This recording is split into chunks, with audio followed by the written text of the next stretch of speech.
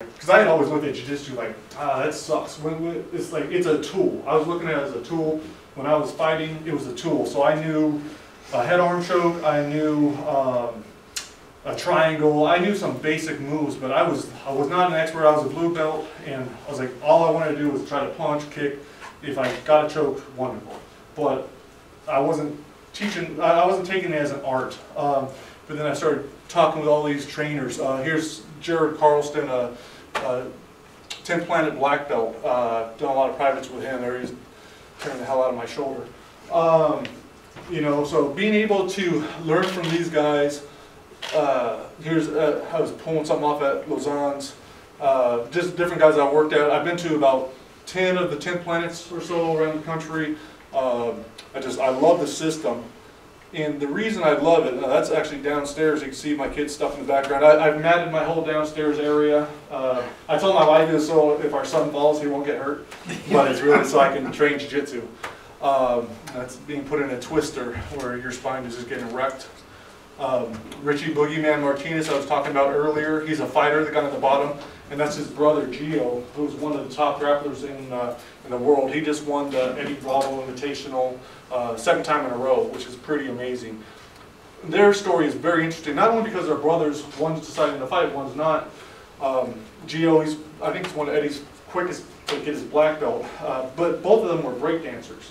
And so no sports, they just been into breakdancing, can do incredible things with their body, and then they found the 10 planet system, and they transition like crazy because the system is all about being open-minded, it's all about flowing, it's all about being flexible.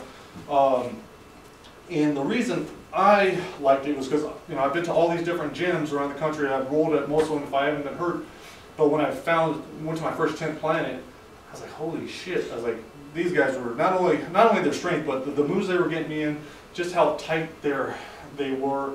Once they got you in something, you weren't getting out.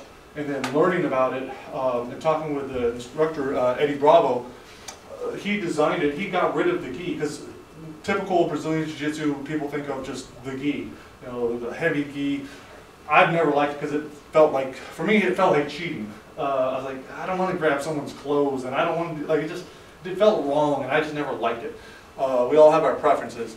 So I like no gi because it's as close as you can get to fighting. You're going to be sweaty, there's no clothes to grab onto. It's fast, it's much faster than the gi game. And Eddie dropped the gi to focus on MMA. He wanted to make jiu-jitsu better for MMA, more effective. And he does that through clinching, a lot of clinching, and the rubber guard, which is huge. And I'll try to demonstrate that with my limited ability. I threw away when I started training with him, I threw away my blue belt. I felt I never deserved it, plus I had an 8-year break, and I just put myself a white belt. But I'm having so much fun learning. I'll show this move, the electric chair, where you're just tearing the guy in half. One of my favorites. And we'll also demonstrate this, the go-go clinch. This is one of my buddies from, where's he from? Denmark or somewhere out there. He's gonna kill me. Laurie. But that's one of the awesome things too is I met with Professor Kennedy right when this transition was happening, when I was trying to make that decision. Okay, I'm not going to spar anymore. I'm just going to find something else to do. And he said for my study I should really compare, now that I have a good understanding of who fighters are, compare fighters to another group that's close to it, like wrestlers.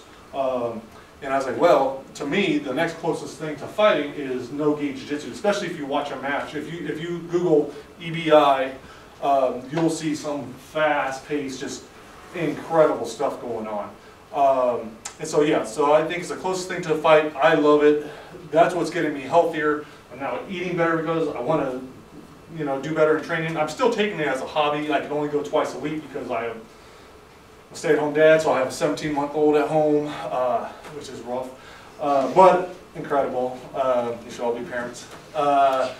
And I'm stretching and I'm doing yoga, and it's all because I would like to improve.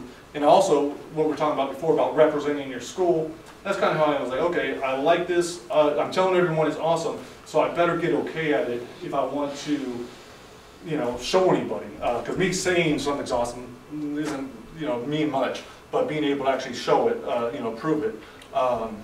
that's a little bit more.